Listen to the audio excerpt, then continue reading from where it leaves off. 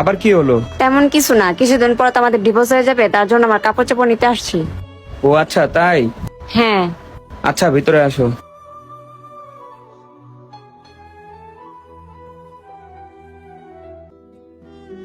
মেহেদিকে কি একটু রোগা রোগা রাখতেছে না? আমার তো বিশ্বাস হচ্ছে না, ময়না আবার বাসায় আসলো। আরে মেহেদি, তোমার মুখে বরুণ কেন? তুমি কি ঠিক মতো খাও না, ঘুমাও না?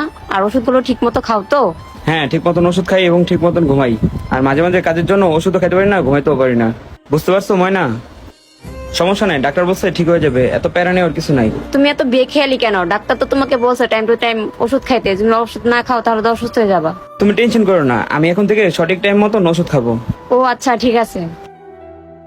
ময়না তোমার হাতে কি হয়েছে?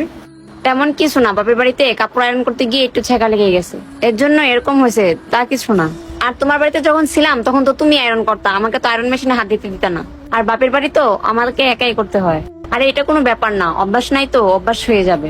সাবধানে কাজ করো, নিজের ক্ষতি করো না, কারণ তুমি এমনিতেই অসুস্থ। আর আমি তো তোমার সাথে থাকবো না, তোমার একাই থাকতে হবে। এই কথাটা আমি মাথায় রাখবো। তো তুমি তো রান্না করতে পারো না, এখন তুমি কি রান্না করে খাচ্ছ? আমি অনলাইনে ভিডিও দেখে রান্না বান্না শিখছি। আধা কাঁচা যাই হবে তাই তো আমার খাইতে হবে, তাই না?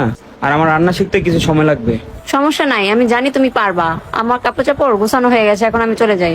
ঠিক আছে তুমি যাও, আর তোমার যদি কিছু থেকে থাকে আমাকে ফোনে বলে দিও, আমি পাঠিয়ে দিব। তাহলে আমি যাই, তুমি ভালো থেকো, আমি চলে গেলাম। ময়না শোনো, আরে ও আবার ডাকলো কেন? আমার তোমার সাথে কিছু কথা ছিল। হ্যাঁ বলো। আমি সময় মতো ওষুধ খাই না এবং কি রান্নাও করতে পারি না। যখন থেকে তুমি এই বাসায় ছেড়ে চলে গেছো তখন থেকে আমার এই বাসায় দম বন্ধ হয়ে যায়, কারণ তোমাকে ছাড়া আমি একমত থাকতে পারি না একা। তুমি চলে যাওয়ার পর আমি তোমার মন মরা এখন বুঝতে পারছি। আর আমার আজও মনে পড়ে তোমার সেই কথাগুলো, আমার প্রতি কেয়ার করা, এবং আমি ঠিক মতন খাবার খাইছি কিনা, ঠিক মতন ওষুধ খাইছি কিনা, সেগুলো তোমার দেখা। আর আমি সারাদিন পর পরিশ্রম করে এসে যখন তোমার কোলে মাথা দিয়ে শুই, সব ক্লান্ত আমার দূর হয়ে যেত। ময়না বুঝতে পারছি না তোমাকে ছাড়া। ময়না সত্যি বলছি, প্লিজ ময়না তুমি আমাকে ছেড়ে চলে যেও না, তাহলে আমি আর বাঁচবো না। আমি তোমাকে প্রমিস করতেছি, আমাদের মধ্যে যে ভুল বোঝাবুঝি হয়েছে সেগুলো কখনো হবে না, আমি তোমাকে প্রমিস করতেছি। সংসার লাইফে তো একটু একটু ঝামেলা হয়, দুজন দুজনের প্রতি তো একটু স্যাক্রিফাইস করতে হবেই। আর ঝগড়ার কারণে রাগের মাথায় দুজন দুজনকে সহ্য করতে পারি না, ইগোর কারণে আমাদের দুজনের অনেক বেশি ইগো। ময়না আমি এইসব বিষয় নিয়ে তোমার কাছে ক্ষমা চাচ্ছি, প্লিজ তুমি আমাকে ছেড়ে যেও না।